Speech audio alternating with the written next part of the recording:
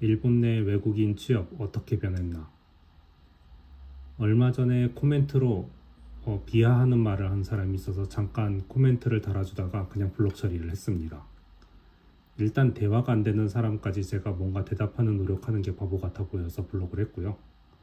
그냥 의견 교환이나 제가 틀린 이야기 한 것에 대한 토론 같은 것은 언제나 환영을 하지만 기본적으로 매너 없는 표현은 일단 저랑 연결되는 것도 귀찮기 때문에 블록 처리를 합니다. 전 연예인도 아니고 패널원에서 이런 거 남기는 게 아니라고 다른 콘텐츠에서도 이야기를 하고 있잖아요. 이제부터 보여드리는 내용은 이미 저와 상담하셨던 분들 중에는 본 적이 있는 내용입니다.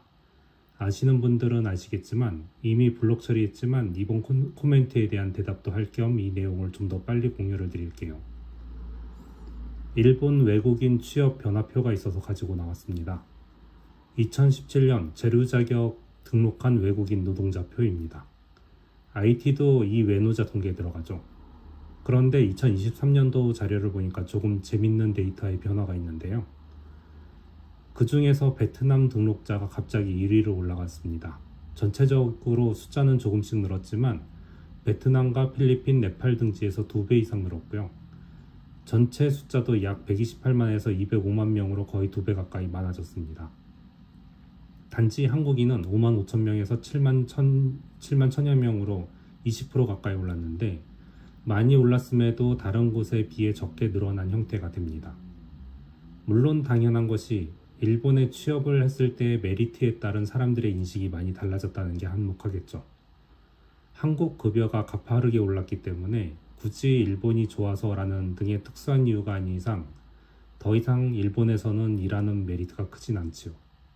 하지만 제가 언제나 이야기하는 게 있잖아요.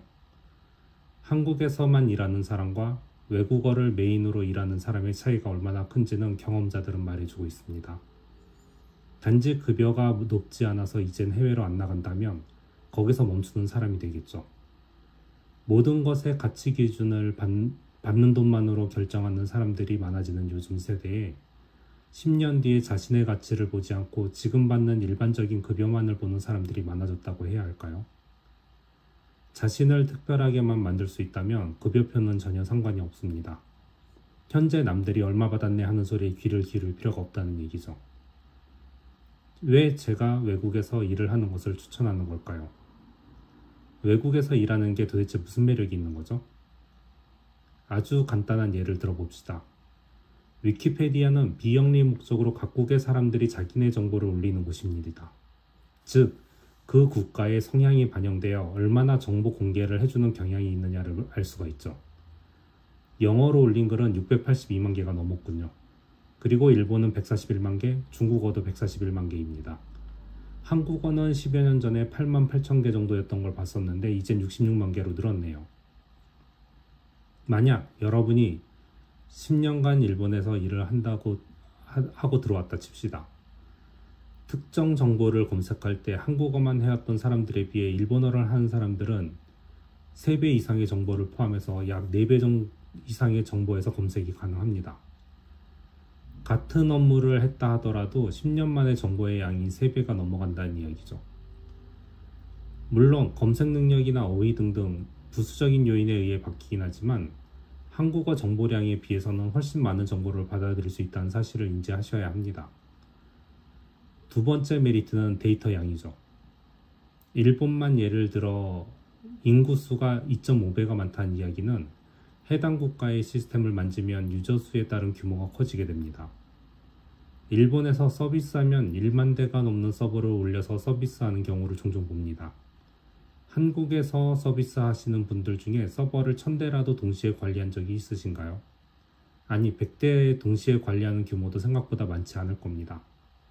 유명한 네카라 어쩌고 하는 데서는 수천 대 서버는 만지겠지만 그게 전부란 거죠. 이전 영상에 대규모 처리 경험에 대해서 이야기를 했었는데 대규모 처리 경험이 있으면 점점 큰 규모의 의뢰가 많이 들어오고 자신의 목값은 계속 올라가죠. 제 경험을 이야기할 때도 자주 이야기하는 것이 한국에서 잘 되던 게 일본의 서비스에 런칭되면 잦은 장애를 겪게 되는데요.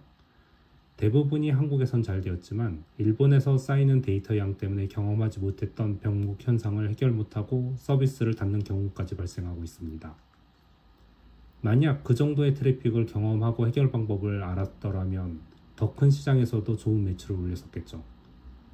규모만 따지면 중국이나 미국이 더 좋다고요? 맞습니다. 저는 일본에 오세요가 아니라 한국에서 우물한 개구리로 남지 마시고 해외에서 성공해서 돌아오시는 것을 추천한다는 이야기입니다. 사실 해외에서 성공하신 분들은 그 연봉으로 한국으로 돌아갈 수는 없겠지만요. 챗GPT를 쓰면 되지 않느냐고 만능인들 이야기하시는 분들이 계시리라 말씀을 드립니다. 챗GPT 역시 대규모 처리에 의한 이슈가 발생을 해도 그에 대한 정확한 대답이 아닌 누구나 검색해서 말할 만한 보편적인 의미 전달만 할 뿐이죠. 챗GPT의 제안을 그대로 쓸 수가 없는 분야가 대규모 처리이고요. 이젠 한국어로 해외 정보를 챗GPT로 받아올 수 있지 않느냐라고도 하지만 이 역시도 외국 정보는 해당 국가 언어로 검색했을 때의 결과가 다르게 나온다는 사실을 알고 계시는지요? 즉, 챗GPT를 잘 쓰려면 다국어를 하는 사람에게 더 유리하다는 사실을 알아두시기 바랍니다. 이러한 이유들 때문에 가급적 해외를 선택하라고 저는 추천을 하고 있고요. 일본에 오지 않고 중국이나 미국으로 넘어가셔도 됩니다. 글로벌하게 서비스하는 기업에 들어가시기만 하면 된다는 얘기죠. 여러분의 주변에서 얼마 받는다느니 하거나 일도 적은데 많이 받는다느니 하는 말에 억울해 하시거나 하는 사람들은 아직 그 미래를 그릴 줄 모르시는 분들이죠. 제 주변에도 지인들은 언제나 제게 이야기를 하는데요. 넌 왜 아직도 현역에서 힘들게 사니? 라던가 슬슬 골프도 배우고 사람들 사귀는 법을 배워야지 라는 그런 식의 표현을 많이 하는데 제가 언제나 이야기하는 50대부터 시작되는 피 튀기는 의자 뺏기 싸움에서 살아남거나 오히려 의자 뺏기 자체가 의미 없는 삶을 위해서는 지금 좋은 의자에 앉아있는 사람들을 부러워할 필요가 없다는 얘기죠.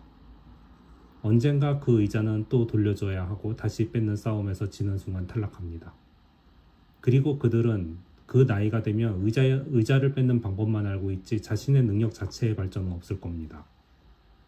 제게 좀 전 같은 말을 하던 사람들은 지금도 적어지는 의자 뺏기에 목숨을 걸고 있고요. 튕겨나온 사람은 치킨집이나 카페를 하다가 날려먹고 있죠.